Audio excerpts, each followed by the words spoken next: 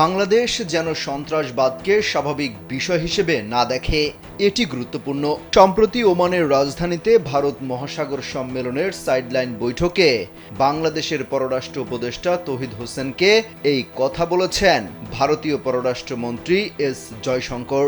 শুক্রবার এক সংবাদ সম্মেলনে ভারতের পররাষ্ট্র মন্ত্রণালয়ের মুখপাত্র রণধীর জয়সওয়াল সাংবাদিকদের এক প্রশ্নের জবাবে এই কথা জানিয়েছেন। ভারতীয় এক সাংবাদিক জয়সওয়ালের কাছে জানতে চেয়েছিলেন, ওমানে তৌহিদ হোসেনের সঙ্গে জয়শঙ্করের বৈঠকে সার্ক ইস্যুতে আলোচনা হয়েছে কিনা। কারণ কয়েকটি প্রতিবেদনে বলা হয়েছে সার্ক নিয়ে আলোচনা হয়েছে এবং বাংলাদেশ সার্ককে সচল করতে চায়। স্যান্ডেলিনা সো, রূপচর্চায় আভিজাত্য।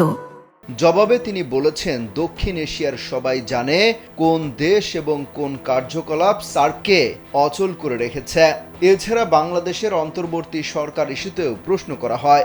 জয়সওয়াল বলেন, আমরা বাংলাদেশের মন্তব্য লক্ষ্য করেছি, যা অবশ্যই সহযোগিতামূলক নয়।